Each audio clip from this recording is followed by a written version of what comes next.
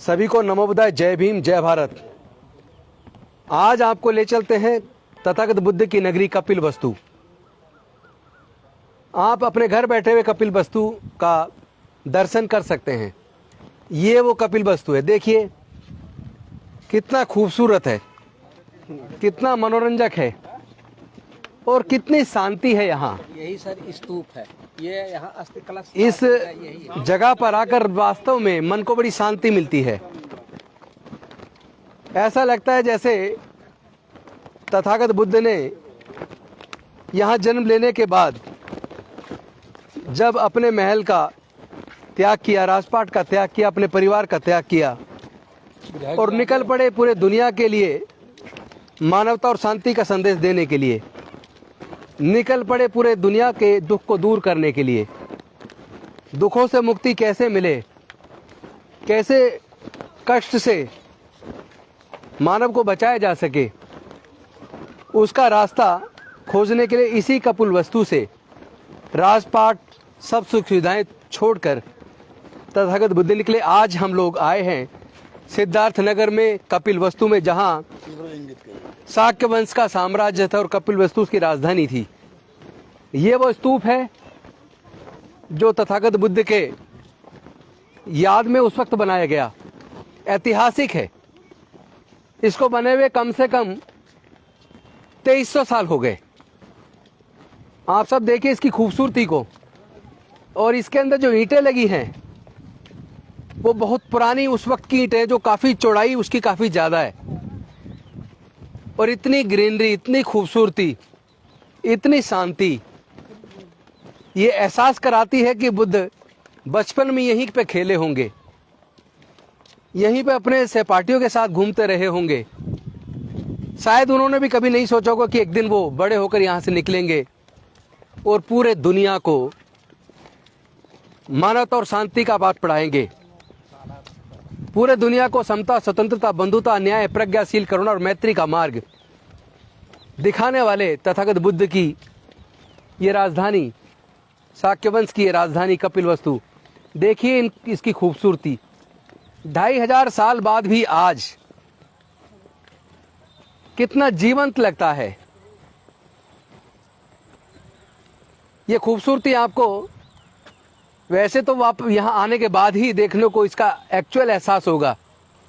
हमें स्वयं मन को बड़ी शांति महसूस हो रही है और यहाँ आकर मन भाव विभोर हो रहा है। ऐसा लगता है जैसे कि हमें आज संकल्प लेना चाहिए अपने इन तमाम साथियों के साथ। आप लालजी यादव जी हैं जो पूर्व विधायक हैं और आने वाले समय के भी विधायक हैं।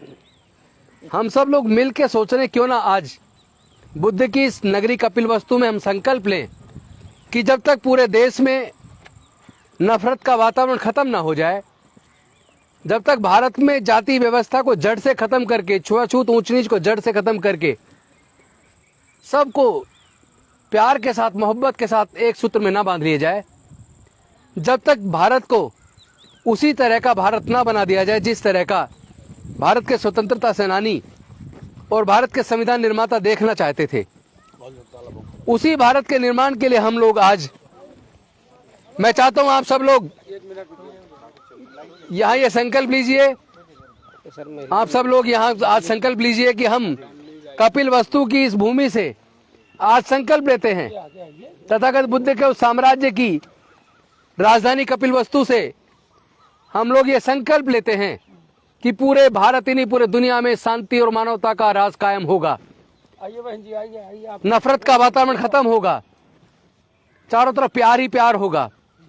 समता, स्वतंत्रता, बंधुता, न्याय, प्रज्ञाशील, करुणा और मैत्री, यहां से हम लोग पूरे दुनिया में फैलाएंगे और अपने देश भारत में संविधान के हिसाब से शासन चले, कोई विषमता ना हो, कोई छुआछूत ना हो, कोई ऊंच नीच ना हो, किसी का शोषण ना हो, सबके लिए आगे बढ़ने के समान अवसर हों।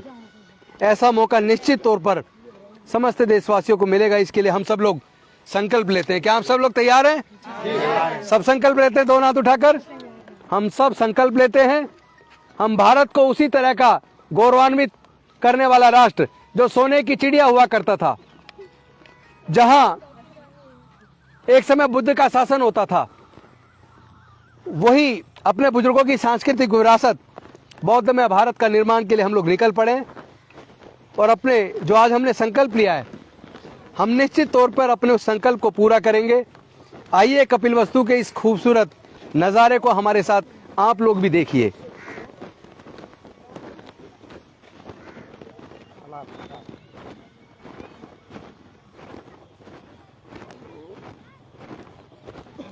अब आपको ये तालाब दिखाएंगे जिसके अंदर आपको कमल का फूल नजर आएगा। जब तथागत बुद्ध का जन्म हुआ लुम्बिनी में, अभी भी हम लुम्बिनी होकर आए हैं, और वहां आप देखेंगे कि महामाया जी के हाथ में भी कमल का फूल था। ये कमल का फूल हमें याद दिलाता है, इसकी खूबसूरती देखिए आप, कि आज भी ये झील जीवंत महसूस होती है। और यहाँ बैठकर ऐसे लगता है जैसे हम लोग साधना में बैठ जाएं, मन को एकाग्रचित करें, विपස්සना करें। इतना शांत वातावरण, मुझे बेहद खुशी हो रही है कि ये भारत के अंदर है, ये हमारे अपने देश के अंदर है।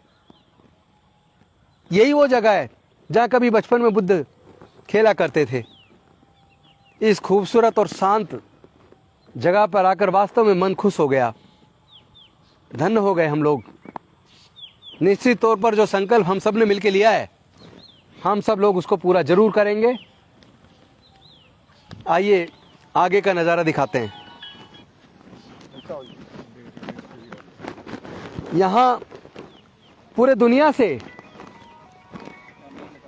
लोग अपने परिवार के साथ घूमने के लिए आते हैं। भारत के कोने कोने से नहीं, बल्कि पूरी दुनिया से।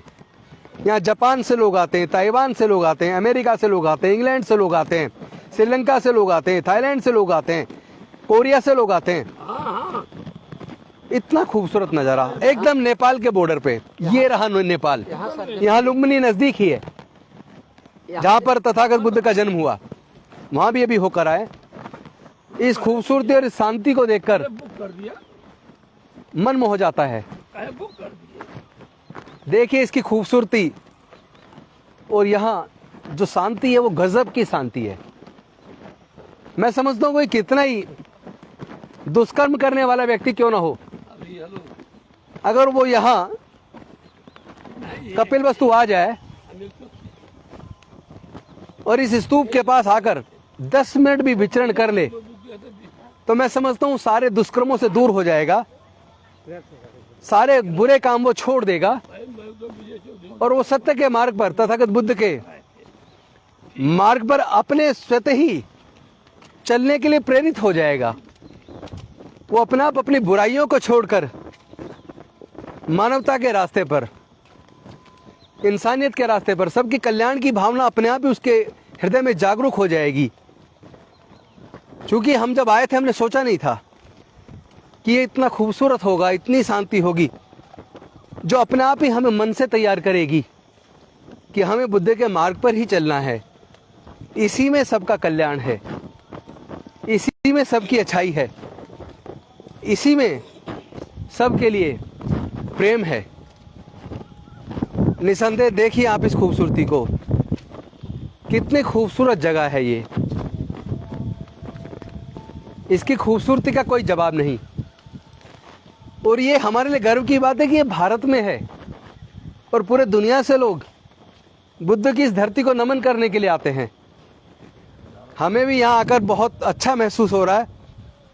दिल में एक अलग ही तरह की आनंद की अनुभूति हो रही है।